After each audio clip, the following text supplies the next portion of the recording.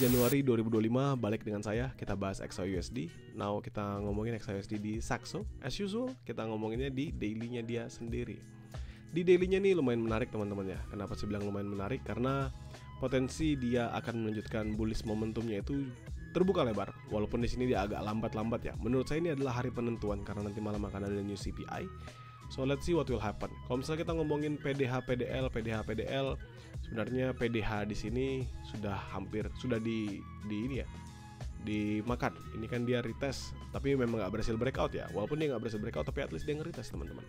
Artinya apa ya? Saya bisa anggap di sweep lah untuk PDH-nya di hari ini. PDL-nya lumayan jauh. Ini di 2660 ya, di 2660 untuk PDL-nya yang kemarin. Kalau misalnya teman-teman perhatikan di sini, tentu memang momentumnya apa? Dia berhasil breakout minor downtrend, di sini dia going up. Setidak-tidaknya kalaupun nanti dia bisa berhasil going up, potensial dia bisa makan sampai atas di 80-an, di 90-an bisa terjadi. Ya, kita tinggal tunggu aja apakah memang hal tersebut potensial terjadi atau malah dia hanya akan sebatas sideways minor aja. Namun nggak ada perubahan yang mendasar, masih sama dalam pandangan daily-nya saya. Momentum still on bullish, tinggal kita menunggu data dari CPI malam hari ini. Nah, kita bahas Oanda, kita ngomongin di H4, H4-nya kita ngomonginnya si naked chart. Di naked chart ada yang menarik, tentu ada yang menarik. Apa yang menariknya? Teman-teman bisa perhatikan, dia drop signifikan Jumat, Senin di sini dia drop, ketahan, lalu dia going up. Tapi di sini teman-teman lihat 3 candle terakhir. Ini candle dari jam 1 sampai jam 5. Ini candlestick dari jam 5 sampai jam 9. Ini candlestick jam 9. Ya, yang mana nanti akan closingannya di jam 1. Oke. Jadi ini adalah candlestick yang terbentuk 1 sampai 5, 5 sampai 9, 9 sampai 12 nanti candlesticknya. Apa yang menarik teman-teman? Yang menarik adalah dia geraknya di situ aja. Ini gerak paling tinggi sampai 2678, paling bawahnya dia di 2666. Ya, close-nya di 2677. Ini geraknya dia paling tinggi 2677, low-nya di 2669, close-nya di 2669. Ini dia low-nya 2669, highest-nya di 2676. Saat ini harganya di 2675.745. Artinya apa? Masih di sini-sini aja. Dimana kalau kita ngeliat di H1, tentu dia nggak ada perubahan yang signifikan. Ada yang menarik? Tentu ada yang menarik. Nah, yang menarik di mana teman-teman? Kita bisa ngelihat di sini ada going for up strong. See? Oke, ini kita mulai ngeliat nih. Ada pembentukan yang namanya higher high, higher low. Pertama dia drop signifikan, dia bikin low, dia bikin high, nggak berhasil break. Tapi nextnya yang terjadi apa? Dia bikin adalah higher low. Nextnya dia bikin higher high. Kondisi sekarang dia ada di titik equilibrium. Kenapa? Karena di tengah-tengahnya banget. Artinya kalau salah selama di tengah-tengah ini pergerakannya sebatas di atasnya aja. Jadi dia akan geraknya tap di sini. Kalau misalnya dia drop maka geraknya akan ada di bawahnya sini. Namun kita tahu market structure-nya masih bullish. In a good terms ya. Ini adalah bullish yang dalam hal yang bagus. Kenapa? Karena geraknya lama-kelamaan bergerak mengalami penguatan. Artinya apa? Kita ketemu nggak area sell-nya? Tentu kita ketemu area sell-nya. Di manakah area sell pertamanya? Dan ini adalah area sell scalping teman-teman. Mau tidak mau. Kenapa? Karena ini adalah the highest level yang bisa kita temukan di hari ini. Yaitu di berapa? 2678. Nah, 2678 ini kalau kita tarik sampai bawah sini, dapatnya berapa? 2678 sampai 2676. Harga sekarang ini sebenarnya di 2675.9 ya. Sebenarnya masuk-masuk aja. Tapi menurut saya adalah lebih baik teman-teman tunggu dulu. Jadi 77 sampai 79 that's actually fine. Oke. Jadi ini adalah area untuk sell, tapi sellnya sebatas scalping. Kenapa? Karena kita berharap adalah dia nge-retest. Ini kan nge-retestnya lumayan signifikan. Kita ngomongin resisten di atasnya. Dengan resistennya 2678. Dia nge-retest 2678 nggak berhasil breakout. Harapan kita adalah dia mengalami penurunan. Begitu. Harapan kita adalah dia mengalami penurunannya kembali. Ya. Namun, kalau misalnya dia berhasil going up strong, bagaimana? Kalau misalnya dia going up strong adalah ini zona sell yang sama. Makanya saya tempatkan ini sebagai sell scalping, sebagai sell awalan. Sebelum nanti kita masuk London session, ini salah satu area sell yang paling better.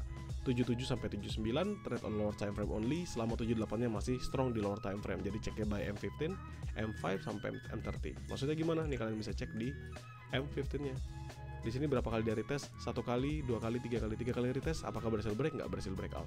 If I change itu garis, ini teman-teman lihat ya. Di pojok kiri sini, kalian bisa perhatikan. Ini saya tarik. Nah, ini harga teratasnya yang patokan sana adalah 2679. Ya, 2679. Artinya apa? Kalau misalnya harga teratasnya adalah 2679, sama seperti patokan kita juga dalam pembentukan si higher high-nya dia.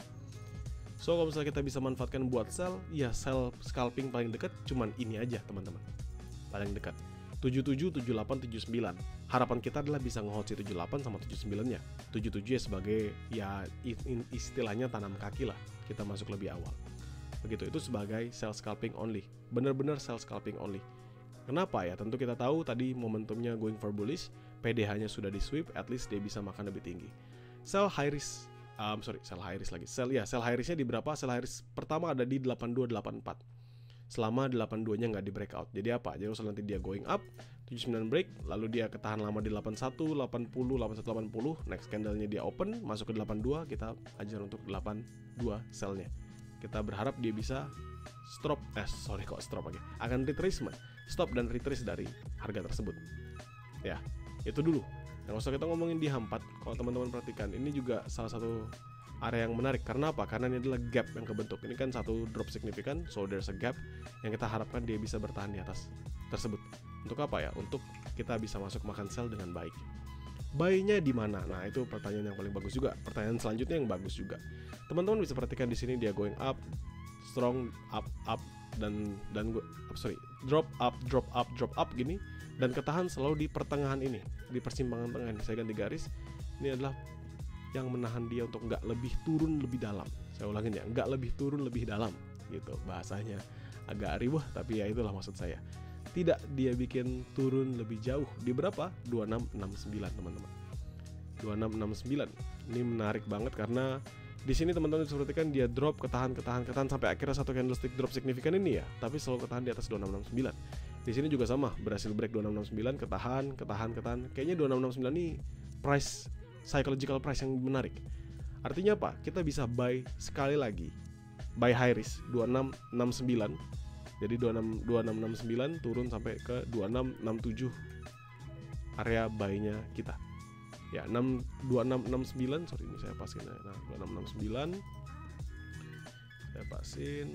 Nah, 2669 2667 untuk area buy-nya. Kenapa kita bisa buy di 2669 2667? Ya, jawabannya sederhana, karena area equilibrium pertamanya.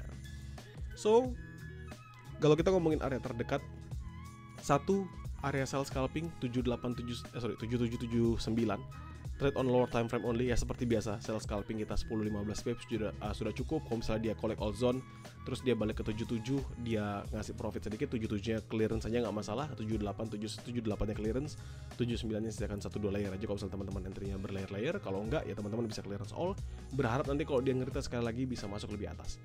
Lalu sell high risk-nya 8284 normal. Ini sell high risk yang sama seperti setup overtrade semalam kalau misalnya teman-teman dapat. Lalu di mana untuk medium risk-nya ya jauh teman-teman. Ini usah kita ngomongin masih di atas seni. Paling di 90-an nanti masuknya untuk sell medium risk. Itu pun kalau dia terbang sampai 90-an teman-teman juga ngeliat momentumnya juga signifikan ya. Kenapa? Karena kalau dia terbang sampai 90-an candlestick-nya begini teman-teman. Ini berarti bullish momentumnya masuk. Pun kalau dia nggak candlestick setinggi ini, misalnya candlestick rendah ini aja, tapi dia selalu naik berkali-kali. Ini 1, 2, ini kan break 1, berarti nggak bagus nih area sell-nya. Break 2 ini pun habis 82 juga di breakout. Dan next kali lagi di sini nge-break, ya tentu kan teman-teman juga sadar, oh memang bullish momentum masuk, sell position kita atau sell zone kita semuanya dihajar. Jadi nggak perlu di entry untuk sell zone-nya. Makanya saya bilang untuk sell medium risk-nya kita tunggu aja sampai marketnya membentuk yang bisa kita pantau. Untuk buy-nya 16769, ini buy high risk selama 69 yang nggak di breakout, ya 1. Kedua di mana? Kedua adalah di 6360. Ya, 6360 selama 63-nya nggak di breakout. Jadi nggak gitu jauh-jauh banget sih teman-teman. Karena kita manfaatkan dia momentum pembentukannya di sini. So kalau teman-teman lihat dia drop, ketahan, ini low, ini high, higher low, higher high, higher low pertama adalah di sini. Ya, higher low pertamanya dia di sini. Jadi ini around 2664, 2663, tapi saya patoknya 2663-nya aja. Gitu ya. Kenapa saya patoknya jarak-jarak dekat dulu seperti ini? Jawabannya sederhana teman-teman. Karena kalau misalnya dia nunggu data CPI, perubahannya nggak ada signifikan. Pun kalau misalnya nanti perubahannya signifikan, kan nanti siang saya juga live kembali. Jadi kita bisa trade bareng, trade bersama sambil ngeliat marketnya. Oke. Jadi untuk patokannya 8482, 7977, 6967 ini untuk buy-nya.